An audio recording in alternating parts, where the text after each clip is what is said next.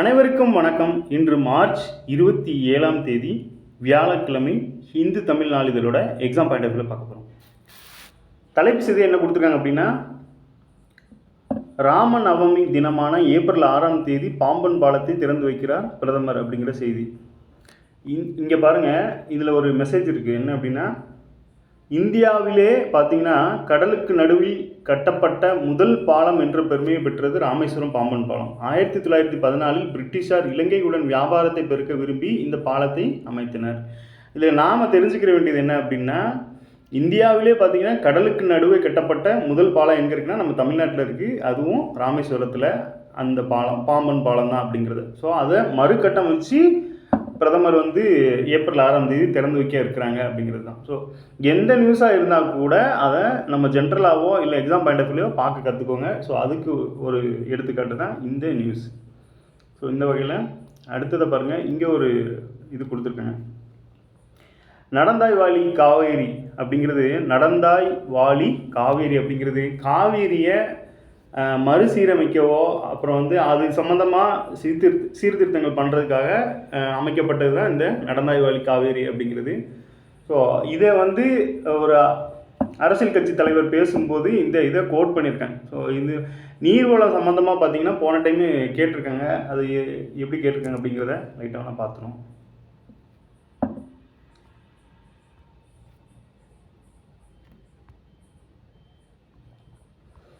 மத்திய அரசால் தொடங்கப்பட்ட நீர் பாதுகாப்பு பரப்புரை எது அப்படின்னு கேட்டிருக்காங்க. ஜல் சக்தி அபியான் அப்படிங்கிறது தான். இது எப்போனா 2019 குரூப் 4 கேட்கப்பட்ட கேள்வி ஜல் சக்தி அபியான் பற்றி. அப்போ நீர்வளம் ஜாகிரபியில் பார்த்தோம் அப்படின்னா ஆறுகள் பற்றி கண்டிப்பாக ஒரு கொஸ்டின் இருக்கும். அது போக இந்த மாதிரி திட்டங்கள் சார்ந்தும் ஒரு கேள்வி கேட்கறதுனால இது மத்திய அரசோட திட்டம். அந்த வகையில் நம்ம தமிழ்நாடு முக்கியமான நீர் ஆதாரமாக இருக்கிற இந்த காவேரி நீருக்கானது தான் இந்த நடந்தாய் வாலி காவேரி அப்படிங்கிறத தெரிஞ்சுக்கோங்க. ஸோ இதை எப்படி கேட்பாங்க அப்படின்னா, இந்த நடந்தாய் வாலி காவேரி அப்படிங்கிறது எது தொடர்பானது அப்படின்னு சொல்லி கூற்று அந்த மாதிரி வச்சு கூட கேட்கலாம். ஸோ அது தொடர்பாக கொஞ்சம் பார்த்து வச்சுக்கோங்க. அடுத்ததான் இன்றைக்கி என்ன செய்தி அப்படின்னு பார்த்தோன்னா,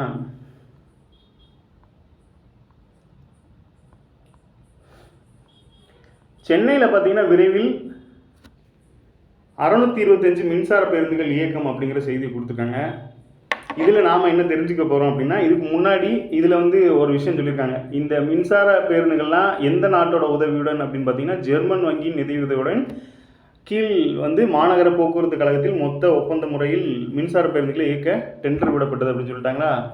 இதே மாதிரி ஒரு கொஸ்டின் இதுக்கு முன்னாடி எப்படி கேட்டிருக்காங்க அப்படிங்கிறத லைட்டாக பார்த்துட்டு வந்துடும்.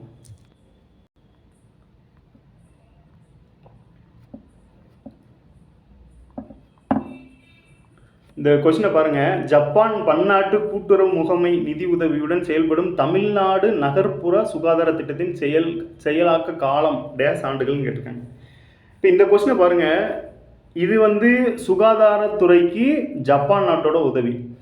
இந்த கொஸ்டினோட நோக்கம் என்னன்னு பார்த்தீங்கன்னா, ஒரு திட்டத்துக்கு வெளிநாடுகள் எந்தெந்த வகையில், இப்போ உலக வங்கி ஒரு விதமாக உதவும், ஏசியன் டெவலப்மெண்ட் ஒரு விதமாக உதவும். இந்த வகையில் ஒரு சில நாடுகள் இப்போ நம்ம இந்தியாவே பார்த்திங்கன்னா இலங்கைக்கு உதவிட்டு இருக்கோம், வங்காளதேசத்துக்கு உதவிட்டு இருந்தோம், மற்ற ஆப்பிரிக்க நாடுகளுக்கெல்லாம் சில ஹெல்ப் பண்ணிகிட்டு இருக்காங்க. இந்த வகையில் நம்மளுக்கு பார்த்திங்கன்னா ஜப்பான் நகர்ப்புற சுகாதார திட்டத்துக்கு 7 ஆண்டுகளுக்கு உதவி செஞ்சுருக்காங்க அப்படிங்கிறது இதோட நோக்கம். அந்த வகையில் தான் இந்த நியூஸ் பார்த்திங்க அப்படின்னா, அப்போ இது சுகாதாரத்துறையா, அது என்ன துறை? இது போக்குவரத்து துறை.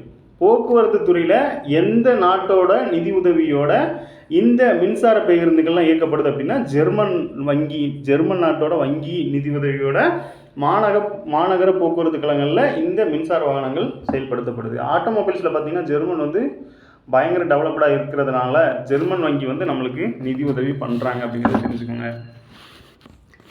அடுத்ததாக பாதங்களை பாதுகாப்போம் அப்படிங்கிற ஒரு திட்டம். இதை பாருங்கள். பாதம் பாதுகாப்பும் அப்படிங்கிற ஒரு மையம் திறந்திருக்காங்க.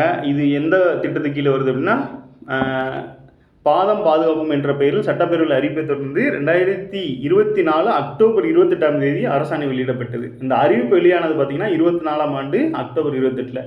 ஸோ அதன்படி பாதங்களை பாதுகாப்போம் அப்படிங்கிற மையம் இதோட நோக்கம் என்னன்னு பார்த்தீங்கன்னா, 55 வயதுக்கு மேற்பட்டோர், சர்க்கரை நோய் உள்ளவர்கள், பாதங்களில் வெடிப்பு, கவனிக்காத நாள்பட்ட புண்கள், ஆறாத வடுக்கள் என பாதங்களில் ஏற்படும் அனைத்து விதமான நோய்களுக்கும் சிகிச்சை அளிக்கும் வகையில் இந்த பிரிவு செயல்பட உள்ளதா. அடுத்ததாக பாருங்கள், இது வந்து ஒரு திட்டமாக எப்படின்னா பாதத்தை பாதுகாக்கும். மெயினாக பார்த்தீங்கன்னா இவங்க சர்க்கரை நோயாளிகள் அதிகமாக இருக்கிறதுனால அவங்க நடந்தால் அது கொஞ்சம் இதாகும் சரியாகும் அப்படிங்கிறதுனால இந்த பாதம் பாதுகாப்போம் அப்படின்னு ஒரு திட்டம் கொண்டு வந்திருக்காங்க. இதன் கீழே தான் இந்த பாதம் பாதுகாப்பும் மருத்துவ மையம் அப்படிங்கிறத திறந்து வச்சுருக்காங்க. ஸோ அப்போ நம்மளுக்கு எப்படி கேள்வி கேட்கலாம் அப்படின்னா, இந்த பாதம் பாதுகாப்பும் அப்படிங்கிறது எது தொடர்பான திட்டம் அப்படிங்கிற மாதிரி கேட்கலாம். இல்லை இந்த சர்க்கரை நோயை கொடுத்துட்டு இதற்கு தொடர்பாக அரசு மேற்கொண்ட முயற்சிகளில் என்ன திட்டம் இருக்குது அப்படிங்கிறதையும் கேட்கலாம். ஸோ இந்த மாதிரி பார்த்துக்கோங்க. நம்மளுக்கு வந்து சுகாதாரத்துறை தொடர்பாக வர்ற எல்லா திட்டங்களுமே இந்தியாவுக்கு முன்மாதிரியாக சில திட்டங்கள் இருக்கிறதுனால ஸோ அது தொடர்பான விஷயங்களை கொஞ்சம் தெரிஞ்சு வச்சுக்கிறது நல்லது. அடுத்து இந்த இதில் பார்த்தீங்கன்னா சிங்கார சென்னை அப்படிங்கிற ஒரு இது அறிமுகப்படுத்தியிருக்காங்க. இது எப்படின்னா இந்த மாதிரி நியூஸ்லாம் எது மாதிரி கேட்கலாம் அப்படின்னா, நம்மளோட அதாவது யூனிட்டில் பார்த்தோம் போன டைம் யூனிட் 9 இருந்த தமிழ்நாடு அட்மினிஸ்ட்ரேஷன் அப்படிங்கிறதுல தமிழ்நாட்டில் என்ன மாதிரி வளர்ச்சியான திட்டங்கள்லாம் செயல்படுத்துகிறாங்க அப்படிங்கிற மாதிரி. இப்போ இது என்ன சொல்லியிருக்காங்க அப்படின்னா, சிங்கார சென்னை அப்படிங்கிற ஒரு அட்டை அறிமுகப்படுத்தியிருக்காங்க. இந்த வகையில் இது எது தொடர்பானது அப்படின்னு பார்த்தீங்கன்னா, மாநகர போக்குவரத்து தொடர்பாக, அதாவது டிரான்ஸ்போர்ட்டேஷன் பயணம் தொடர்பான ஒரு இதுதான் சிங்கார சென்னை அப்படிங்கிறது. இதுக்கு முன்னாடி நமக்கு என்ன கேட்டிருக்காங்க அப்படின்னா, இந்த முதல் ஏற்றுமதி பூங்கா அப்படிங்கிற மாதிரி தமிழ்நாட்டில் எங்கே அமைஞ்சுது, அதோட செயல்பாடுகள் என்ன அப்படிங்கிற மாதிரி கேட்டிருக்காங்க. இது போக சிஎம்டிஏ பற்றியும் ஒன்று கேட்டிருக்காங்க. இதெல்லாம் பார்த்தீங்கன்னா நம்ம தமிழ்நாட்டோட அந்த அட்மினிஸ்ட்ரேஷன் சம்மந்தமான கேள்விகள். ஸோ அந்த வகையில் இது டிரான்ஸ்போர்ட்டேஷன் தொடர்பானது இந்த சிங்கார சென்னை அட்டை அறிமுகம். எப்படி வேணாலும் கேட்கலாம் அப்படிங்கிறதுனால ஜஸ்ட் பேசிக்காக சில விஷயங்களை தெரிஞ்சு வச்சுக்கோங்க.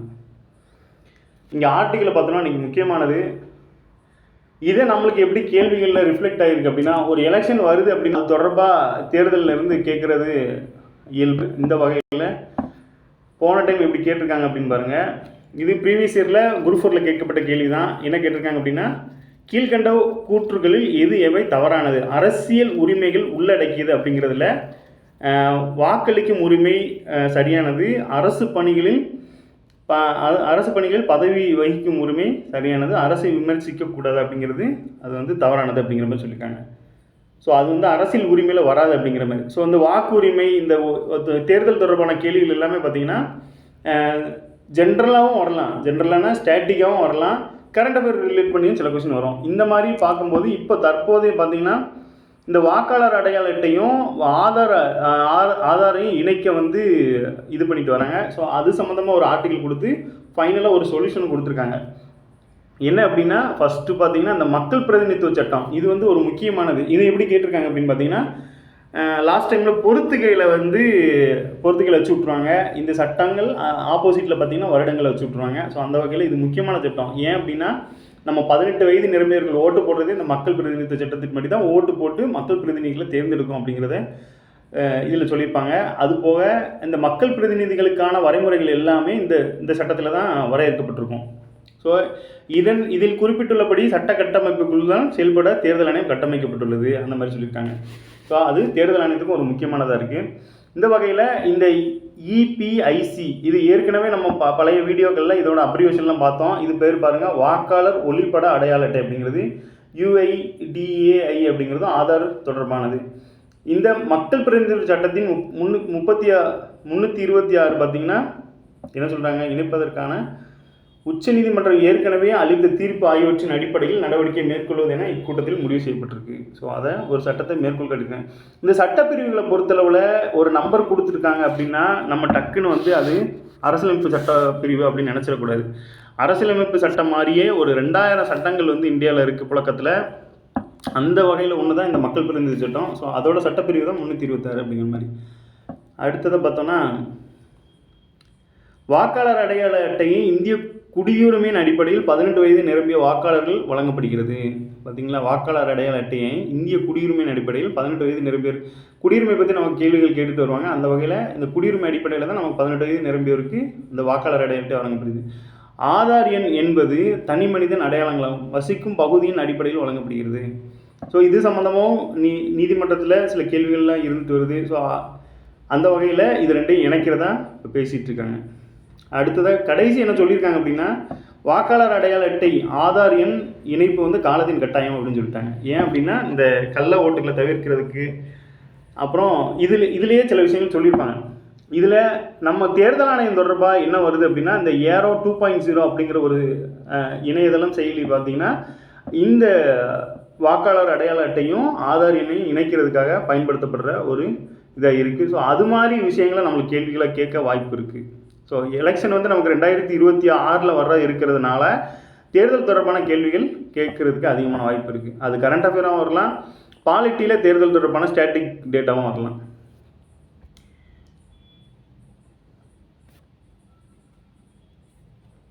இங்கே ஒரு கேள்வி பார்த்தீங்கன்னா, இவர் மனோன்மணியன் சுந்தரனார் பற்றி கொடுத்துருக்காங்க. இப்போ நம்ம பேப்பர் பண்ணு பொறுத்தளவில் பொதுவாகவே எல்லோரும் சொல்கிறது என்னென்னா, பேப்பர்னாலே அது வந்து கரண்ட் அஃபேர் தான், அது ஒரு 5 மார்க் 10 மார்க் கேட்பாங்க அப்படிங்கிற மாதிரி. ஆனால் இது தவிர்த்து தமிழையும் படிக்கலாம், யூனிட் 18லும் படிக்கலாம் அப்படிங்கிறதுக்கான எக்ஸாம்பிள்ஸ் தான் இதெல்லாம். பேராசிரியர் சுந்தரனார் இயற்றிய மனோன்மணியம் நாடகமே தமிழின் முதல் கதை வடிவ நாடக நூல். இதெல்லாமே கேள்விகள் கேட்டிருக்காங்க. எங்கே யூனிட் 8லேயே கேட்டிருக்காங்க. கவிஞர் லார்டு லிட்டன் எழுதிய ரகசிய வழி என்ற கதையை தழுவி எழுதப்பட்ட நாடகம் இது. தமிழகத்தில் கதை நடப்பது போல் அதை மாற்றி மொழிபெயர்த்திருப்பார் சுந்தரனார். இதில் இடம்பெற்ற நீராறும் கடலத்து பாடல் தான் நம்ம தமிழ் தாய் வாழ்த்து. ஸோ அதோட ஸ்பெஷல். ஏன் அந்த கேள்விகளெல்லாம் கேட்குறாங்க அப்படிங்கிறதுக்கான விடை தான் இது. இது போக பார்த்திங்கன்னா பம்மல் சம்பந்தனார் பற்றி கொடுத்துருப்பாங்க. ஸோ நமக்கு வந்து இப்போ இலக்கியம் குறைக்கப்பட்டதுனால தமிழில் உள்ள டேட்டா வந்து கம்மியாக ஆயிடுச்சு. ஆனால் யூனிட் 8ல் இவங்களெல்லாம் கேட்டுட்டு தான் இருக்காங்க அப்படிங்கிறது குறிப்பிடத்தக்கது. அடுத்ததாக ஒரு நிறுவனம் பற்றி கொடுத்துருக்காங்க. கால்நடை, மத்திய அரசோட இந்த கால்நடை நிறுவனம் வந்து எப்போ தொடங்கப்பட்டது அப்படிங்கிற டேட்டா. இந்திய கால்நடை மருத்துவ கவுன்சில் என்பது இந்திய கால்நடை மருத்துவ கவுன்சில் சட்டம் 1984 கீழ் நிறுவப்பட்ட ஒரு சட்டப்பூர்வ அமைப்பாகும். 1989 ஆண்டு முதல் செயல்படும் இந்த அமைப்பு வந்து கால்நடை மருத்துவ பயிற்சி ஒழுங்குபடுத்தல். இது வந்து அந்த மருத்துவ கவுன்சில் சட்டம் 1984 அப்படிங்கிறது தெரிஞ்சுக்கலாம். இந்த அளவுக்குலாம் டீப்பாக போக மாட்டாங்க, இருந்தாலும் ஜஸ்ட்டு ஆக்டாக இருக்கிறதுனால பார்த்துக்கலாம். இந்த மாதிரி ஆக்டெல்லாம் எப்படி இருக்கும் அப்படின்னு பார்த்தீங்கன்னா, ஒரு 100லேருந்து 200 பிரிவுகள் இருக்கும். ஒரு பிரிவுகளும் ஒன்று பற்றி சொல்லியிருக்கோம். இந்த கால்நடைகளை வந்து துன்புறுத்தக்கூடாது, கால்நடைகளை எப்படி பராமரிக்கணும், ஸோ அதுக்கான விதிகள், அவங்களுக்கான அந்த கால்நடை தொடர்பான பணியாளர்களுக்கான விதிகள் எல்லாம் அதில் கட்டமைச்சிருப்பாங்க. அடுத்து சட்டப்பேரவையில் நடந்த ஒரு விஷயம் என்ன அப்படின்னு பார்த்தீங்கன்னா, இந்த கிராமப்புறங்களுக்கு 3150 கோடி மதிப்பீட்டில் 1500 சமுதாய சுகாதார வளங்கள் கட்டப்படும். சமுதாய கூடம் கேள்விப்பட்டிருப்பீங்க. அது என்ன சமுதாய சுகாதார வளங்கள் அப்படின்னா, காமனாக அந்த டாய்லெட் கட்டி விட்ருவாங்க. ஸோ அனைத்து மக்களும் பயன்படுத்துகிற மாதிரி, அதுவும் பெண்களுக்காக ஸ்பெஷலாக வந்து சில இடங்களில் கட்டி விட்ருவாங்க. ஸோ அதுதான் வந்து புதுசாக கெட்ட இருக்கிறாங்க அப்படிங்கிறதையும் 3150 கோடி. இதில் நமக்கு பார்த்தீங்கன்னா திட்டங்கள் நிறைய கொடுத்துருக்காங்க. இந்த திட்டங்கள்லாம் நமக்கு எப்படி கேள்வி கேட்பாங்க அப்படின்னா, திட்டங்கள் கொடுத்து ஆப்போசிட்டில் வருடங்களை கொடுத்து விட்ருவாங்க. ஸோ பொறுத்துக்களை 4 திட்டத்தை வச்சுட்டு அதுக்கான வருஷம். ஏன் அப்படின்னா சில விஷயங்கள் பார்த்தீங்க அப்படின்னா அரசியல் ரீதியாகவும் இருக்கும். ஏன் அப்படின்னா எந்த காலகட்டத்தில் எந்த முதல்வரின் கீழே இந்த திட்டங்கள் கொண்டு வரப்பட்டது அது உங்களுக்கு தெரிஞ்சிருக்கா அப்படிங்கிற மாதிரி கூட கேட்கலாம். இதில் பேர்லேயே இருக்குது. ஸோ கலைஞர் கனவு இல்லம், முதல்வரின் கிராம சாலைகள் திட்டம், அனைத்து கிராம அண்ணா மறுமலர்ச்சி திட்டம், இதெல்லாம் ஓல்டு கொஸ்டினில் கேட்டிருக்காங்க. இந்த அனைத்து கிராம அண்ணா மறுமலர்ச்சி திட்டம், அடுத்து நமக்கு நாமே திட்டம், அப்புறம் பெரியார் நினைவு சமத்துவபுரங்கள் திட்டம், பிரதமர் வீடு கட்டும் திட்டம். ஸோ இவ்வளோ திட்டங்கள் இருக்குது அப்படிங்கிறதையும் தெரிஞ்சுக்கிட்டு இது தொடர்பான வருடங்கள் மட்டும் படிச்சுக்கிறது ரொம்ப நல்லது. இப்போ உங்களுக்கானது என்னென்னா, இதில் உங்களுக்கு தெரிஞ்ச வருடங்களை கமெண்டில் டைப் பண்ணுங்கள். ஸோ மற்றவங்களும் தெரிஞ்சுக்கிட்டோம் அப்படிங்கிறது தான்.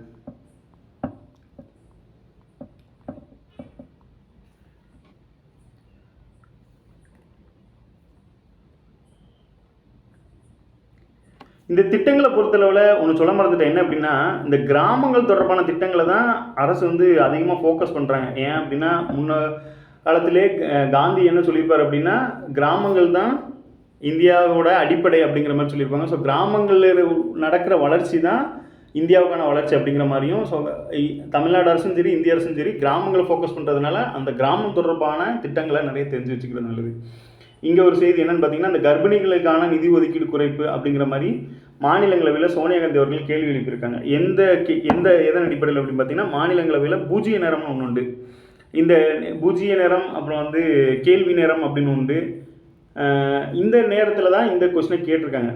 ஸோ அந்த பூஜ்ய நேரம்ங்கிறது பாலிட்டி தொடர்பானது. இந்த திட்டங்கள் பார்த்திங்கன்னா ஸ்கீம்ஸ் தொடர்பானது. ஸோ அவங்களுக்கு எதன் அடிப்படையில் இந்த திட்டங்கள்லாம் வழங்குறாங்க அப்படின்னு பார்த்தீங்கன்னா, உணவு பாதுகாப்பு சட்டத்தின்படியும் பிரதமரின் மாத்ரு வந்தனா திட்டத்தின் கீழும் கர்ப்பிணிகளுக்கு ஊட்டச்சத்தான உணவு கிடைப்பதை உறுதி செய்வதற்கான இந்த உணவு பாதுகாப்பு சட்டங்கிறது எப்போ வந்திருக்கு அப்படின்னா 2013. ஸோ அதுலேயும் இந்த கர்ப்பிணிகளுக்கு வந்து ஊட்டச்சத்துக்களை வழங்கணும்னு சொல்லியிருப்பாங்க. அது போக ஸ்பெஷலாக பிரதமரோட மாத்ரு வந்தனா திட்டம் அதன் அடிப்படையிலும் கர்ப்பிணிகளுக்கு வந்து சத்தான உணவை வந்து ஊட்டச்சத்தான உணவு கிடைப்பதை உறுதி செய்வதற்காக ஆண்டுக்கு இவ்வளோ ரூபா ஒதுக்குறாங்க கொடுத்துருக்காங்க. இப்போ நம்மளுக்கு எப்படி கேள்வியாக இது வரும் அப்படின்னு பார்த்தீங்கன்னா, இந்த கர்ப்பிணிகளுக்கு உணவு வழங்கும் திட்டத்தை உறுதி செய்யும் திட்டங்களாவன கீழ்காண்பற்று அப்படின்னு கொடுத்து உணவு பாதுகாப்பு திட்டமும் இந்த பிரதமரின் மாத்ரு வந்தனா திட்டமும் இருக்கும். ஸோ நமக்கு ஒருவேளை நம்ம இதுக்கு முன்னாடி கேள்விப்படலை அப்படின்னா நம்ம தப்பாக ஆன்சர் பண்ணுறதுக்கு வாய்ப்பு இருக்குது. ஸோ அதன்படி பார்த்துக்கோங்க. உணவு பாதுகாப்பு சட்டமும் இந்த மாத்ரு வந்தனா சட்டமும் கர்ப்பிணிகளுக்கு வந்து ஊட்டச்சத்தான உணவு கிடைப்பதை உறுதி செய்யுது அப்படிங்கிறத தெரிஞ்சுக்கலாம். ஸோ இந்த மாதிரிலாம் கேட்கறதுக்கு வாய்ப்பு இருக்குது. ஸோ இதை எதுக்கு கீழே எடுத்துக்கலாம் அப்படின்னா, அந்த பெண்கள் மேம்பாடு அப்படிங்கிற கான்செப்டில் கூட எடுத்துக்கலாம்.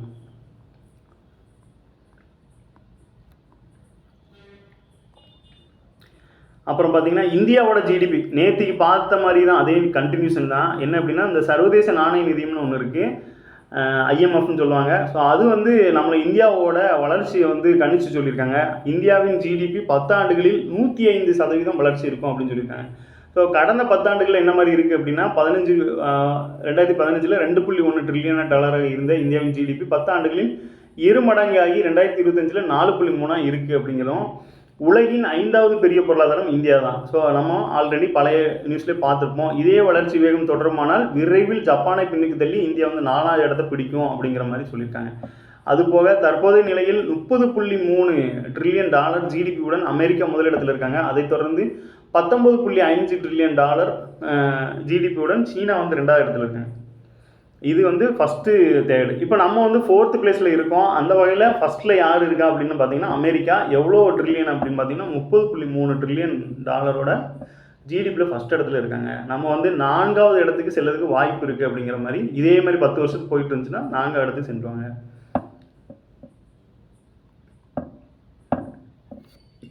நன்றி. மீண்டும் நாளை சந்திப்போம்.